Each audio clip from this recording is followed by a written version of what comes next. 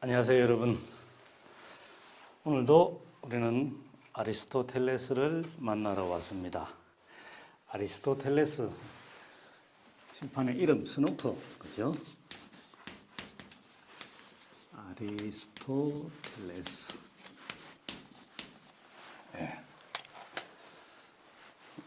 영어 사전에 보면은 아리스토텔, S 없죠? 네. 그리스 그대로 아리스토텔레스. 근데 오늘은 우리 교재를 조금 이제 중요하기 때문에 플라톤도 그렇고 특히 아리스토텔레스 이 두 사람 사상은 중요하기 때문에 플라톤도 제법 오래 했고 아리스토텔레스도 찬찬히 좀 살펴보려고 합니다. 여러분들도 교재 따라가면서 교재 내가 이제 설명하는 것을 잘 듣고 그냥 교재만 보면은 이해하기 어려운 그런 것들이 많을 거라고 생각을 합니다. 결국 여러분들한테 좀 여러분들이 이해할 수 있도록 이해하기 쉽도록 내가 설명을 해야 되니까 찬찬히 그렇게 해보도록 합시다. 우리 교재 159쪽입니다. 159쪽에 보면은 맨 위에 본유관념은 없다. 그러니까 생득관념. 지난 시간에 이제 관념 세 가지 이야기했잖아요, 그죠? 태어나면서부터 가지고 태어나는 본유관념 혹은 생득관념. 그리고 이제 외부에서 들어오는 외래관념. 이제 태어나고 난 다음이죠, 그거는. 그 다음에 이제 그런 외래관념들을 바탕으로 해서 우리가 인위적으로 만들어내는, 그러니까 상상에 의해서 만들어내는 인위적인 관념, 인위관념. 이렇게 보통 세 가지 관념을 이야기를 하는데, 아이디어, 즉 플라톤이 이야기했을 때 이데아, 그걸 영어로 읽을 때는 우리는 아이디어로 읽는다, 전부 다 알고 있는 사실인데, 결국 그 아이디어가 뭐냐? 관념이 어떻게 형성되는가 하는 것을 이야기를 했습니다.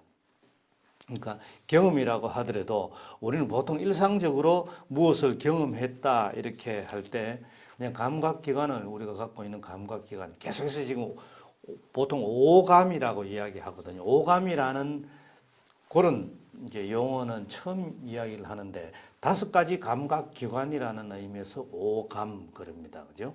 그러니까 눈, 코, 귀, 입 그리고 촉각 그까지 그 감각기관을 통해서 감각하는 것을 우리는 보통 경험이라고 일상에서는 말을 하는데 실제로는 경험이 제대로 성립하기 위해서는 경험했다고 하기 위해서는 판단작용을 거쳐서 우리의 사고 속에서 판단작용을 거쳐서 이것은 무엇이다 이와 같이 개념으로까지 나와야지만이 이제 제대로 경험이 성립하는 거라고 이야기를 했습니다. 그러니까 일상 속에서 이야기하는 보통의 그 경험이라는 단어하고 우리가 철학에서 더 엄밀하게 경험이라고 할 때 그건 다르다 하는 것을 여러분들이 꼭 알고 지나가야 됩니다. 자, 이제 그래서 머릿속에 하나의 상으로 맺혀져 있는 게 뭐냐? 그게 아이디어, 이데아, 즉 관념이라고 이야기했습니다. 번역을 이제 그렇게 이제 그 근대 이후로 들어오면은 관념이라고 그렇게 이야기를 하니까 그런 용어로 이야기합니다. 자, 159쪽 위에서 보면은 이렇게 해놨습니다. 플라톤도 이전의 철학자들처럼 만물의 변화 가운데 영원하고 불변하는 것을 찾아내려고 했다. 여기서 이전의 철학자는 이제 플라톤 이전에 고대 철학자들, 특히 고대 자연 철학자들을 이야기를 하는 거죠. 이 자연 철학자들처럼 이제 그 만물의 변화 가운데 만물은 언제나 변화하고 우리 자신도 변화하니까 그 가운데서 영원하고 불변하는 게 있지 않을까? 그게 있지 않으면은 어떻게 지금 만물이 이렇게 형성되었을까? 만들어졌을까? 그런 이야기입니다. 그죠? 그렇기 때문에 따라서 감각 세계를 뛰어넘는 완전한 이데아를 발견했다. 그러니까 이제 감각 세계와는 따로 있는 이데아의 세계를 플라톤은 생각을 해낸 거죠. 그게 있다고 플라톤은 완전히 이제 믿었습니다.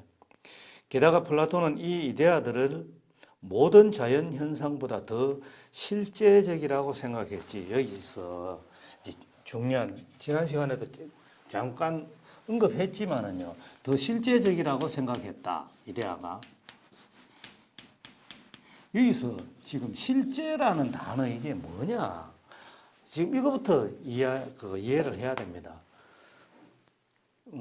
그러니까 이 이데아들을 각각의 이데아가 있을 거니까 그죠? 이제 이 이데아들을 모든 자연 현상보다 더 실제적이라고 했다. 밑에 보면은 말의 이데아가 제일 먼저 생겨났고, 말을 예를 들면 그죠? 말의 이데아가 제일 먼저 생겨났고, 그 다음에 동굴벽에 어른거리는 그림자와도 같은 감각 세계의 모든 말 하나하나가 생겨난 것이다. 이렇게 이야기합니다. 여기서 실제적이라고 했습니다. 요 아예 이잖아요. 제가. 근데 우리는 보통 이런 단어를 많이 씁니다. 진짜 그렇느냐? 여러분들 그냥 막 대화하고 할 때, 친구들끼리 할 때, 레알? 그런 말 잘 쓰죠. 진짜냐? 예. 진짜냐?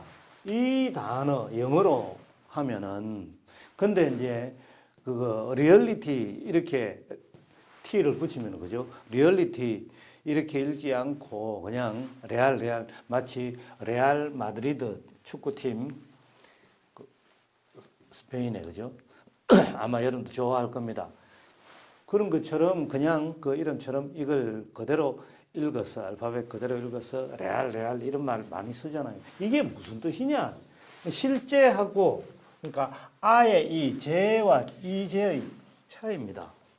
이게 뭐냐 하는 것을 우리는 여기서 알고 들어가야 됩니다. 특히 이거는 지금 여기 플라톤과 아리스토텔레스 사상 이후로 오늘날 현대까지도 계속해서 지금 이 단어를 쓰거든요. 근데 두 개의 단어의 뜻이 비슷하면서도 사실은 다르기 때문에 우리는 이걸 구별해야 됩니다. 한자로 자 써보겠습니다. 요 레알 이거는 일단 좀 지우고 지우기가 어디 갔지? 예, 잠시 지우개 좀 갖고 오겠습니다.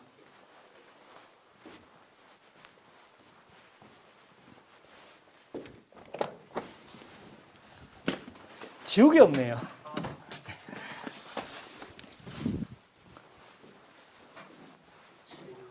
네. 그죠? 뭐 잠시 지우개 갖고 온다 그랬으면 괜찮습니다. 다 자연스럽고 좋은 거니까. 예, 이렇게 하다 보면은 여러분들 이런 자연스러움도 있습니다. 이게 실제로 강의실에서 여러분들 얼굴 보고 하다 보면은 그죠? 여러 가지 실수도 할 수 있고 중간에 뭐 진짜 폰 모음으로 하지 않고 했는 것 때문에 뭐 벨이 울리기도 하고 하잖아요. 자, 한자로 한번 적어 보겠습니다. 실자는 열매 실자, 열매, 그죠? 열매를 맺는다. 둘 다 똑같습니다. 똑같고, 제자가 이제 한자로 할 때는 이슬제자를 쓰고, 여기서는 제자를 이렇게 씁니다. 자, 실제. 정말 구별하기가 참 쉽지 않은데, 밑에 실제로 그러하냐, 사실이 그러하냐, 우리가 대화 속에서 그렇게 만일 묻는다면은 한번 생각을 해보세요. 진짜냐? 아까 레알 그랬듯이, 그죠? 다시 써보면은, 야, 너 그 말 진짜냐? 그 사건 진짜냐? 레알이냐? 물을 때 이게 무슨 뜻입니까? 이것은 지금 당장 현실에서 이야기를 하는 겁니다. 우리가 지금 말을 듣고 친구하고 이야기를 한다면은 지금 친구하고 이야기하고 있는 이 상황 속에서 어떤 것이 혹은 어떤 사건이 무엇이 거짓이나 상상이 아니고 현실적으로 진짜 그러하냐. 그러니까 여기 이제 실제로 했을 때 제자를 이렇게 쓰는데 이게 특히 현실적으로 그러하냐. 이걸 이야기를 하는 겁니다. 무엇보다도. 그러니까 이렇게 되겠죠.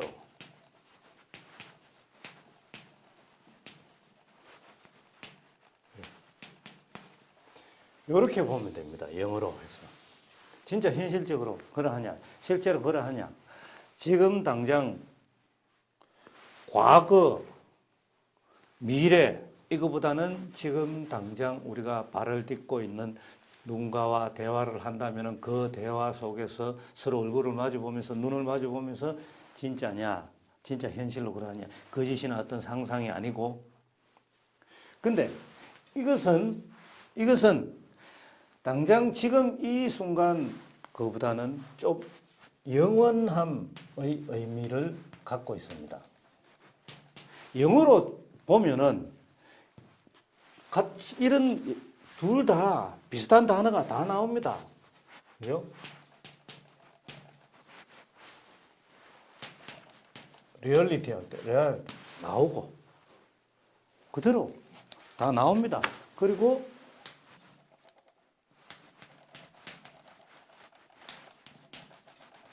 existent 이런 뜻으로 다 되어 있습니다.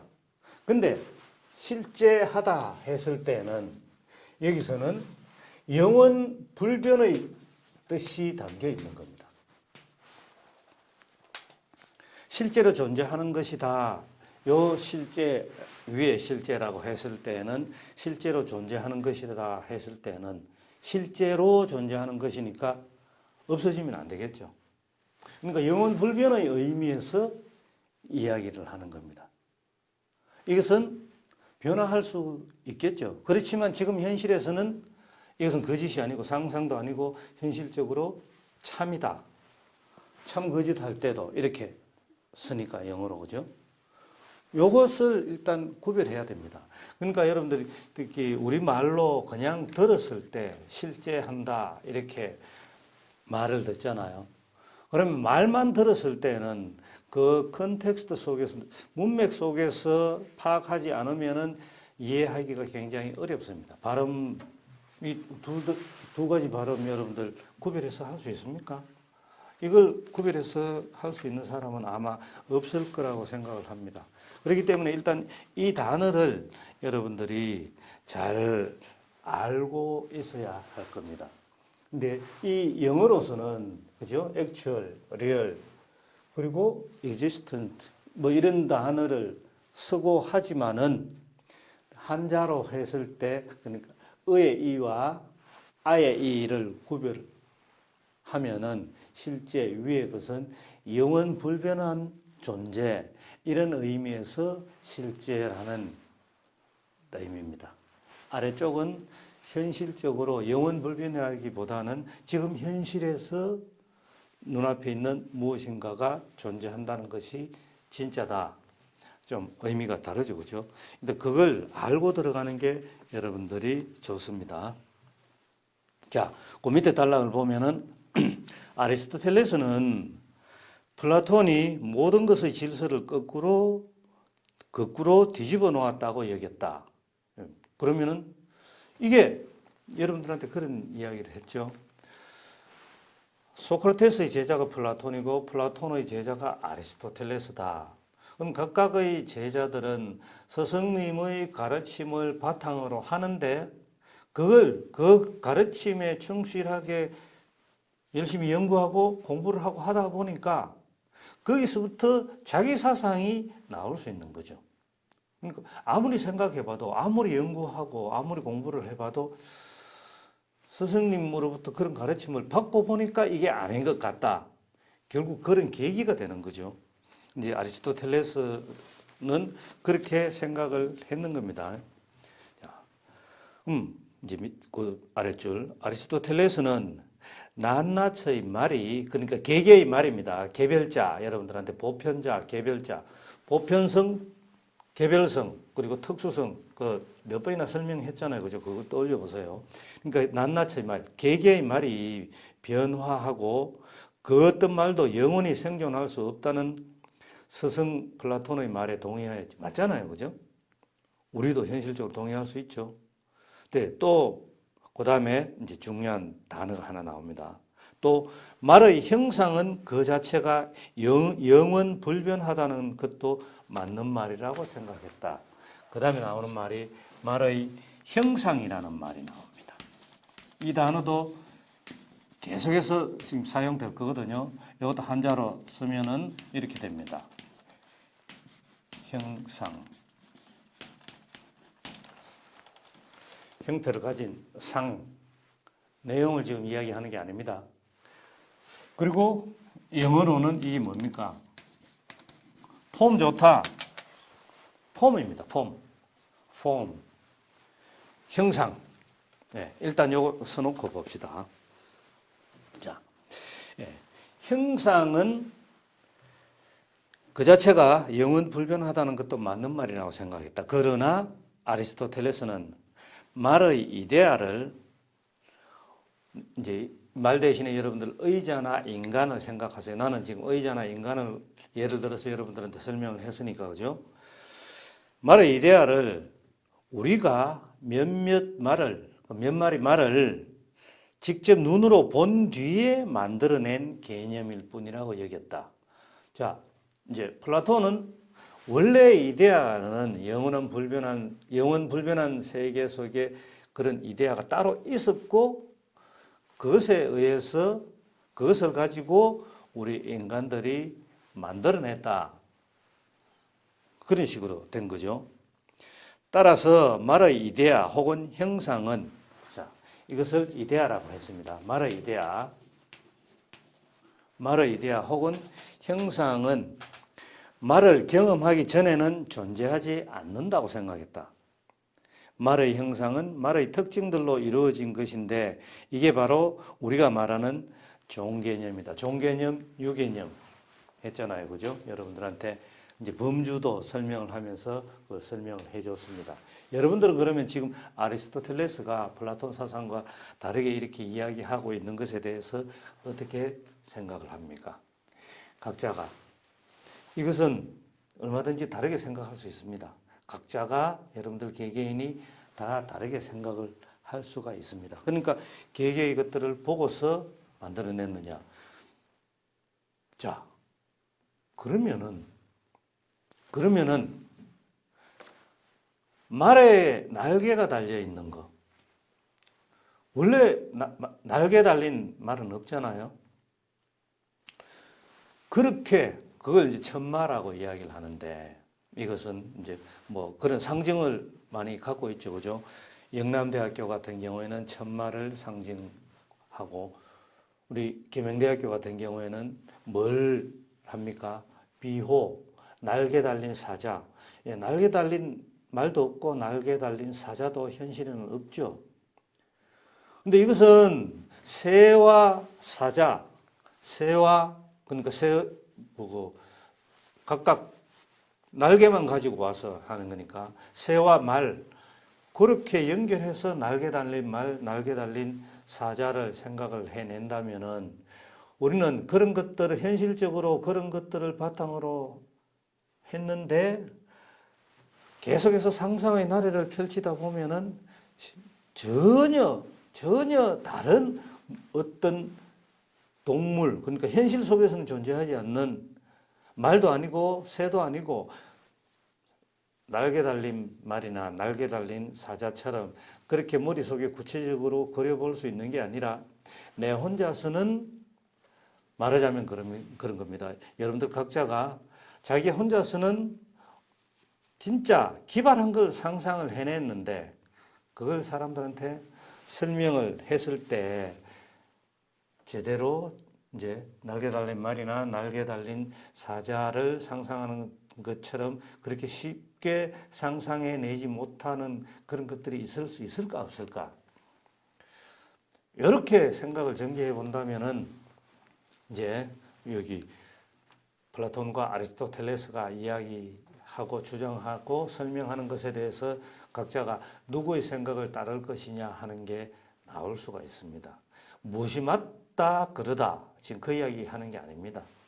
지금 그렇게 뒤집어서 생각을 하는 거죠. 자, 아래 계속해서 형상 지금 이야기를 하고 있습니다. 정확히 표현하자면 아리스토텔레스는 말의 형상, 그죠? 말의 형상을 모든 말이 공유하는 것이라고 생각했지. 예. 자, 바로 이 점에서 여러분들이 이 책을 읽었다면 이제 알겠죠, 그죠? 차근차근 읽어왔다면은 바로 이 점에서 후추 과자를 만드는 틀의 비유는 더 이상 맞지 않게 되었다. 왜냐하면 후추 과자를 만드는 틀은 개별 후추 과자로부터 독립하여 스스로 있는 것이기 때문이다. 자, 이거는 그거 붕어빵 기계 그거하고 똑같은 겁니다. 붕어빵을 만드는 틀은 개별 붕어빵으로부터 독립하여 스스로 있는 거다. 그러니까 이게 뭔 소리냐, 그죠? 형상이 먼저 있는 거라고 한다면은 이거는 붕어빵을 만드는 틀이 되는 겁니다. 틀. 이 형상, 즉 이데아가 따로 있는 거라고 한다면은 이것은 틀 속에서 만들어내는 붕어빵하고는 상관없이 별개로 존재하는 게 되는 거죠. 그리고 뭡니까? 먼저 존재하는 게 되는 거죠. 그러면서 영원 불변한 것 이렇게 되겠죠. 자, 여기서 지금 형상을 먼저 한번 이야기를 해봅시다. 지금 여기 쭉 설명하고 있는 것처럼 개개의 말의 공통점 그랬습니다. 내가 여러분들한테 인간과, 그죠? 이 공간에 인간은 없다. 그리고 의자 이것들을 이야기했을 때, 의자의 이데아를 이야기를 하고 했을 때 한번 생각을 해보세요. 인간의 공통점 그랬을 때도 호모 사피엔스부터 시작해서 뭐 직립보행을 한다, 언어를 사용을 한다, 도구를 사용을 한다, 불을 사용을 한다 등등 했는데 그런 공통적으로 가지고 있는 특징들 이야기를 했습니다. 의자는 인간이 앉을 수 있는 것, 거기서 그러니까 인간에서는 남녀노소의 구별도 없고 피부 색깔 잘생기고 못생기고 키가 크고 작고 몸무게가 어떻고 등등 아무런 구별도 없다고 이야기를 했습니다. 의자는 재료가 무엇이건 디자인이 어떻건 다리가 몇 개이건 등등 아무런 구별이 없는 거라고 이야기를 했습니다. 그러면서 개별적인 개개의 의자가 다 갖고 있는 특징, 개개의 인간이 개개인이 다 갖고 있는 특징, 그런 존재가 있느냐 그랬습니다. 이 현실 속에 있느냐. 그러니까 이 공간 안에 이게 강의실이라고 한다면은 여러분들하고 같이 앉아 있다고 한다면은 이 공간 안에는 그런 존재는 없다. 실제로 없잖아요. 보면은 전부 개개인이 앉아 있고 전부 구체적으로 어떻게 생긴 재료가 무엇이고 다리가 몇 개이고 이런 의자들만 있다고 이야기를 했습니다. 사실이 그런 거니까. 그러니까 결국 뭡니까? 방금 이야기했는 인간에서도 개개인을 보면은 남자인지 여자인지 나이가 얼마인지 나를 기준으로 보면은 내보다 키가 더 큰지 작은지 몸무게는 어떻고 등등 다 개별적인 인간도 그렇고 개인도 그렇고 개별적인 의자도 그렇고 개별적인 특징들을 다 갖고 있습니다. 개별적인 특징, 이것은 공통적인 특징을 이야기하는 게 아니고 개별적인 특징들을 다 갖고 있습니다. 그리고 그 안에 어떤 재료라고 표현할 수 있죠. 의자 같으면은 인간 같으면은 아까 말했는 것처럼 남녀노소 구별, 뭐 나이가 상대적으로 많고 적고 키가 어떻고 뭐 피부 색깔이 어떻고 등등 그런 것들은 뭡니까? 개별적인 특징이면서도 개별적인 재료라고 할 수가 있는 거죠. 그러면 이 형상에 대해서, 폼에 대해서 그게 뭐냐? 영어로 쓰면은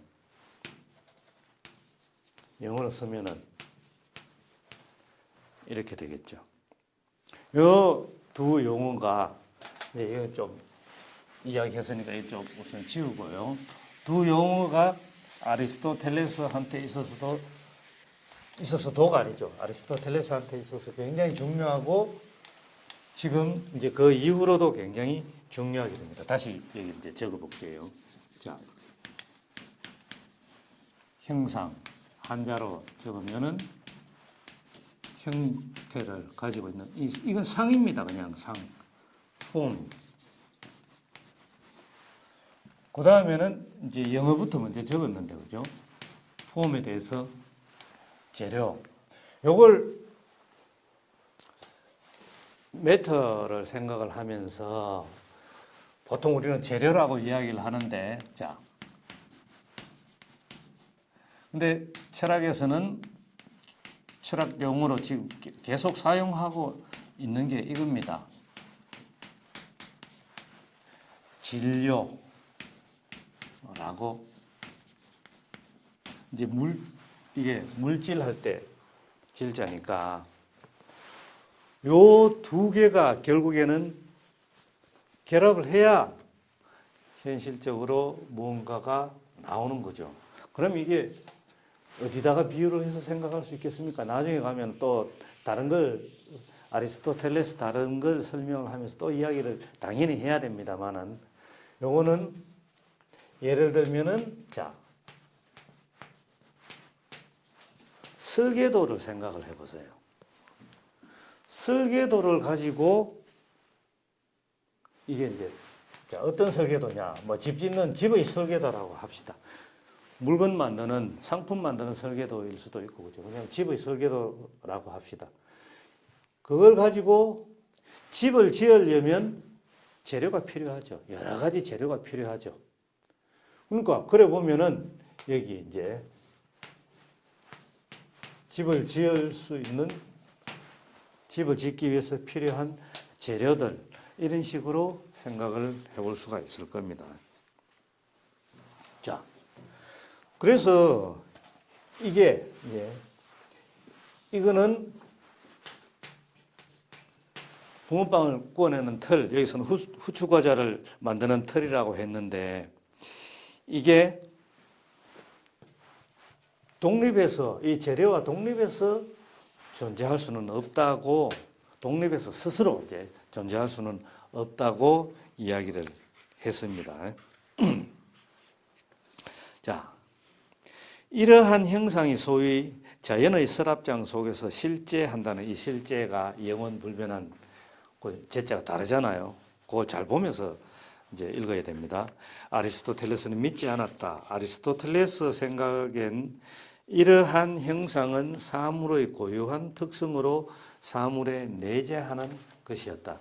지금 특히 뭐 인간이 만들어낸 이런 것들도 그렇지만 인간이 만들어내지 않았는 것들 한번 생각해 보세요. 자연 안에서 여기 뭐 후축과자, 이 책에 나오는 후축과자, 내가 이야기했는 붕어빵 틀, 의자 이렇게 하지 말고 우리가 인간이 만들어낸 것이 아닌 자연, 인간을 포함해서 이 자연계에서 볼 수 있는 것들, 그런 것들을 한번 생각을 해보면은 이제 이런 형상은 설계도에 해당되는 거죠.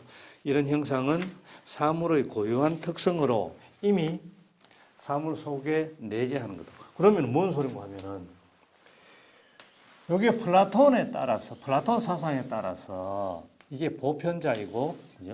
이게 보편자이고, 즉 보편적 성격 특성을 가지는 거라고 한다면 이것은 플라톤에서는 이데아의 세계에 따로 존재한다고 했는데, 감각세계와 구별해서 이야기하니까. 근데 아리스토텔레스는 이게 개개의 사물 안에 개별적인, 그죠? 개별자, 그리고 특수자, 특수성을 가지고 있는 특수자 안에 내재한다. 안에 이미 들어있다. 따로 존재하는 게 아니라 그 안에 있는 게 바로 보편성이다. 아리스토텔레스는 그렇게 생각을 했는 겁니다. 자. 그렇게 쭉 읽으면서 이제 그 160쪽 한 6째 줄 새로 시작하는 단락을 보면 이래 되어 있습니다. 이것으로 우리는 아리스토텔레스가 플라톤의 이데아론을 비판한 견해를 대강 살펴보았다. 소피아. 지금 우리가 철학 지적 사색의 극적인 전환에 대해서 말하고 있다는 것을 꼭 기억해 두어라. 예. 지금 플라톤 이데아론만 들을 때에는 정말 설득력 있게 그렇게 들려설 수 있습니다. 그런데 아리스토텔레스가 플라톤의 사상을 비판하면서 자기 사상을 이야기를 하는 걸 보니까 또 아리스토텔레스 말이 맞는 것 같거든요. 근데 이런 것들이 지금 플라톤이 그렇게 생각하건 아리스토텔레스가 그렇게 생각하건 이런 것들이 왜 중요하냐 생각을 하는 게 이런 사고의 실험, 사고의 과정을 거쳐서 그게 버릇이 되어 있다면은 우리가 그 다음에 무엇을 하건 간에 자기 자신을 바라보는 시선도 혹은 세상을 바라보는 시선도 지금까지와는 달리 다른 관점으로, 다른 가치관으로 볼 수가 있게 됩니다. 자기도 모르게. 그게 버릇이 되는 거죠. 이 세상이 무엇이냐? 진짜 인생이란 무엇이냐? 나는 누구인가? 뭔가를 만들어낼 때도 그렇습니다. 나중에요, 이제 아리스토텔레스 사상 계속 이야기하면서 하겠지만 우리가 뭔가를 만들어서 판매하고 많이 팔아서 부자가 되고 싶다. 근원적으로 생각을 한다면 도대체 그걸 왜 그렇게 하고 싶어 할까 하는 그런 생각들이 나오면은 아이디어가 얼마든지 다르게 나올 수가 있겠죠. 이데아, 그죠? 자, 그건 이제 나중에 차차 이야기하게 될 겁니다. 플라톤이 현실의 최고 단계를 우리가 이성으로 생각하는 것, 이성을 가지고 이성을 바탕으로 생각하는 것에 둔 반면 아리스토텔레스는 현실의 최고 단계를 우리가 감각 기관으로 인지하고 지각하는 것에 두었다. 자, 이것도 마찬가지입니다. 여러분들 플라톤과 아리스토텔레스 그러면은 어느 한 사람의 말이 맞고 어느 한 사람의 말이 틀렸다 이렇게 또 굳이 그렇게 생각해야 할 이유는 전혀 없습니다. 두 사람 다의 생각을 수용할 길은 없을까 하는 것을. 근데 한마디 한마디가 이제 그냥 넘길 수 있는 말이 아니거든요. 방금 읽었던 플라톤 사상을 많이 이야기했으니까 아리스토텔레스는 현실의 최고 단계를 우리가 감각 기관으로 인지하고 지각하는 것에 두었다. 자, 감각 기관으로 인지하고 지각한다. 이것도 그걸 생각해야 됩니다. 그냥 무엇을 보고 안다. 경험을 설명했을 때 그걸 함께 떠올려야 됩니다. 여러분들 경험이라는 것은. 경험이란 무엇인가? 내가 경험을 설명했는가? 그러면은 경험했다. 감각기관 계속 지금 혹시 여러분들 이와 같이 안 하면은 이걸 이해하기 어렵기 때문에 지금 계속 설명을 합니다. 혀로 느끼는 것은 그죠? 입맛으로 느끼는 것은 우리 손으로 촉감으로 느끼는 것하고는 다릅니다. 그죠? 촉감으로 느끼는 것은 코로 냄새 맡는 것하고는 다릅니다. 그런 식으로 5가지 감각기관 각각 다른 걸로 우리는 감각을 하는데 다른 감각기관을 가지고 감각을 하는데 그 각각의 감각한 결과를 우리의 사고 속에 이게 플라톤으로 이야기하면 이성 속에 집어넣게 되는 거죠. 그러니까 여기서 지금 감관으로 인지하고 지각한다 하는 것도 지금 마찬가지입니다. 무엇인가를 지각한다. 자, 여러분들 이거 뭡니까? 하고 물으면은 그거 핸드폰요. 그래, 핸드폰입니다. 그럼 내가 또 묻죠. 이거 어떻게 압니까? 보고 압니다. 보고 안다? 그러면은 지금 눈으로 보고 아는 것만 이야기를 합니다. 여러분들이 전혀 모르는 무언가를 주겸 이야기를 했잖아요. 그죠? 전혀 모르는 무언가를 이걸 갖고 이거는 전혀 모르는 게 아닌데 여러분들 이거 뭡니까? 물으면은 물이라고 대답할까요? 생수라고 대답할까요? 물병이라고 대답할까요? 뭐라고 대답할까요? 그럼 보고 안다 이야기합니다. 좋아.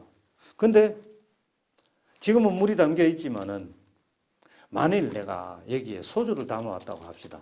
소주도 물하고 같이 투명하잖아요. 근데 이거 뭡니까?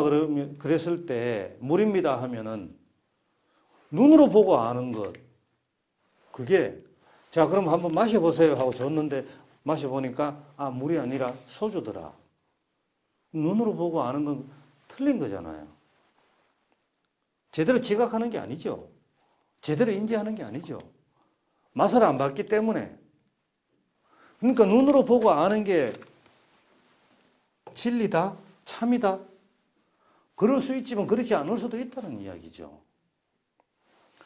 그러니까 뭡니까? 올바른 지각, 올바르게 인지한다, 올바른 경험은 5가지 감각기관, 적어도 5가지 감각기관을 전부 다 동원해야지만이 되는 겁니다.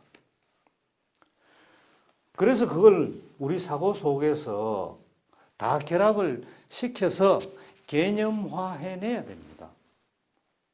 그게 제대로 아는 거죠. 지금 여기서 이야기하고 있는 게 바로 그런 겁니다. 그러니까 아리스토텔레스가 이야기하고 있는 현실의 최고 단계를 우리가 감각기관으로 인지하고 지각하는 것에 두었다 했을 때에도 한 가지만을 한 가지 감각기관으로 인지하고 지각했는 것을 이야기하는 게 아니라는 사실입니다. 그러면 일상적인 경험의 차원을 뛰어넘는 게 되는 거죠. 보고 안다 하는 그게. 여러분들이 사람을 처음 만났을 때, 저 사람 첫인상 좋다. 그렇죠? 근데 첫인상이 뭡니까? 어쨌든 그건 껍데기잖아요. 근데 그걸 갖고 그 사람에 대해서 다 안다? 내면을 다 안다고 이제 다 알 수 있다고, 내면을 다 알 수 있다고 가정을 하고 이야기합니다. 그럴 경우 껍데기만 보고 자, 첫인상 참 좋다. 그거야 얼마든지 좋을 수 있죠. 근데 그게 그 사람의 전부는 아니잖아요. 지금 그와 같은 것을 이야기를 하는데 여기서 더 나아가서 그럼 이런 것들을 이렇게 철학적 사고, 비판적 사고를 해봄으로 해서 그러면은 뭐가 되는 겁니까? 이제 이렇게 이야기할 수 있죠. 이런 것들은. 나는 여러분들한테 이제 서양 철학사 입문 강의를 하면서 이걸 어떤 식으로 받아들이라 하는 것을 계속해서 설명을 합니다. 자, 우리가 무엇을 안다 했을 때, 난 뭘 안다 했을 때, 방금 말했는 것처럼 이런 것들을 갖고 와서 생각을 해봐야 됩니다. 무엇을 안다, 이제 표현을 그래야죠. 진짜로 아는 거, 진짜 배기로 아는 거. 여기 아까 레알 실제 이야기했을 때 레알이냐, 진짜로 안다고 하는 게 뭐예요? 무엇을 안다는 표현은 잘 쓰는데 진짜로 아는 게 뭐냐? 그게 지금 지각을 통해서 경험을 통해서 무엇을 인지한다. 5가지 감각기관 모두 다 동원해서 그렇다고 해서 그렇게 우리 이성 속에 다 결합을 시켜서 개념화 해냈다고 해서 그게 진짜로 아는 것일까? 모를 일이죠.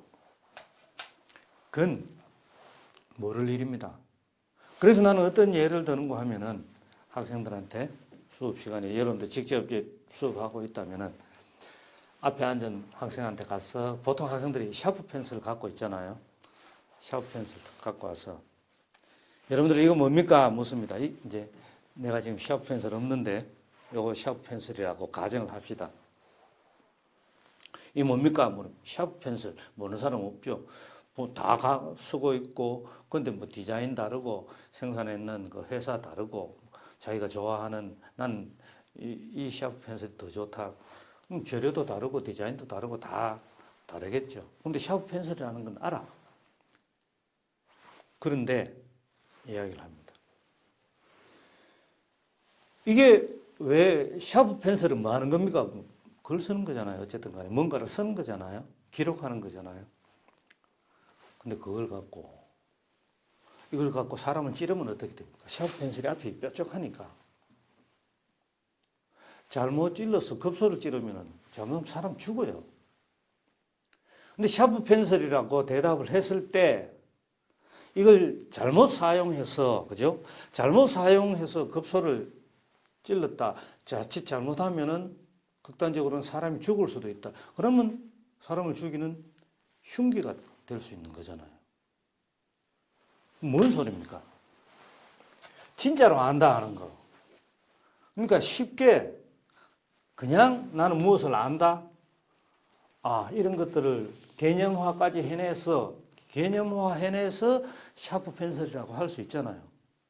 개념화의 결과로서. 모두가 다 보고서 이제 동의하니까 그때 그러면 보통 사람들이 지금 이걸 샤프 펜슬이라고 했을 때는 진짜로 아는 것이라고 대답을 했는데 근데 그걸 갖고 그렇게 다른 용도로 사용을 했다.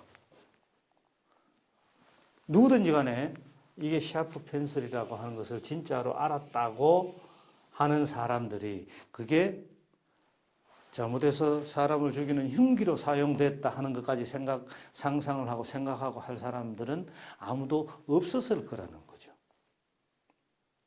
그렇다면 여기서 이제 복잡해질 수밖에 없잖아요. 도대체 진짜로 안다고 하는 게 무엇인가? 여기에는 이제 행위까지도 들어가는 거죠. 인간의 행위까지도 들어가는 거죠. 그러니까 변화나 운동이나 그런 가능성들을 다 제외하고서 그냥 정적인 상태로 그냥 존재하는 상황에서 우리는 이야기할 수 있는 겁니다. 이야기하는 겁니다. 그러니까 이제 요 이야기 출발할 때 그렇게 말했습니다. 철학적 사고, 비판적 사고가 필요한 이유가 현실 속에서는 굳이 그렇게 생각하지 않더라도 우리는 그런 것들을 좀 더 깊이 있게 생각을 한다면 세상을 보는 눈이 어떻게 될 것인가. 복잡해지고 골치 아파질 수는 있겠지만 그러나 사물과 세상과 나를, 인간을 좀 더 바르게 더 또 다르게 이해할 수 있겠죠. 그런 이해를 바탕으로 다시 세상을 보고 나를 보고 다른 사람들을 본다 하면은 그 보는 눈이 달라질 수밖에 없을 것이고. 자, 이어서 보면 플라톤은 우리 주변의 자연에서 볼 수 있는 것은 단지 이데아 세계 및 사람의 영혼 속에 실제하는 이 제자도 역시 아까 썼는 그 실제, 영혼 불변한 실제, 그 실제입니다. 실제하는 원형적 존재의 반영이라고 간주했는 반면에 아리스토텔레스는 이와 정반대로 사람의 영혼 속에 있는 것은 이것 이제 인정을 하죠. 영혼 자연적 대상의 반영일 뿐이라고 생각을 했다. 아리스토텔레스에 따르면 플라톤은 인간의 표상과 실제 세계를 혼동하는 신화적 세계상에 아직 사로잡혀 있다고 보았다. 그러니까 아리스토텔레스가 플라톤을 이렇게 비판을 하고 있을지라도 그거하고 상관없이 우리는 두 사람 다의 견해를 종합해서 다 인정을 하면은 어떨 것인가. 얼마든지 그렇게 할 수 있는 겁니다. 그렇지만 이제 아리스토텔레스는 감각기관 속에 실제하지 않는 것은 의식 속에도 실제하지 않는다고 주장했다. 이걸 가지고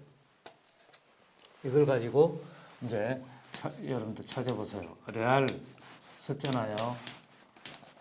리얼리즘. 감각기관 속에 실제하지 않는 것은 의식 속에도 실제하지 않는다고 생각했다. 이제 리얼리즘, 실제론이라고 이야기를 합니다. 철학에서 이야기할 때는. 근데 이 리얼리즘은 뭐 그 예술이나 문학이나 여러 군데에서 다 이 용어를 사용을 하고 있습니다. 자, 무엇이 맞고 이게 이제 지금 내가 지금까지 말을 안 했지만은요. 여기서 실제라는 단어를 이 실제라는 단어를 종교적으로 연결지으면, 특히 기독교적으로 연결지으면은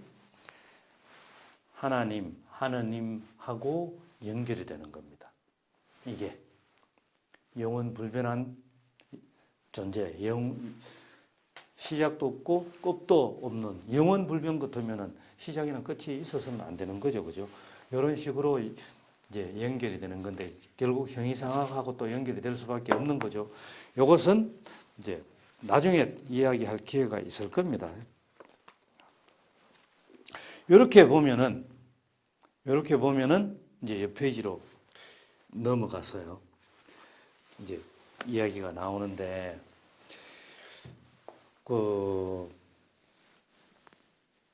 여러분들 이제 요 사상이 연결되는 현대까지 계속해서 연결되면서 거기에 바탕을 두고 있는 이제 인간에게서 거기에 바탕을 둘 수 있는 게 근거로서 이야기할 수 있는 게 이성을 이야기를 합니다.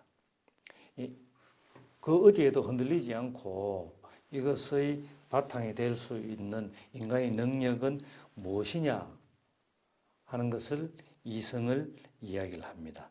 그게 이제 161쪽 위쪽에 나와 있는 내용인데 선천적 이성이라고 해놨는데 여기서 표현은 근데 선천적이라고 하는 말 이제 좀 지우겠습니다. 나중에 다시 또 비슷한 걸 써가지고 설명을 해야 되니까 여러분들한테.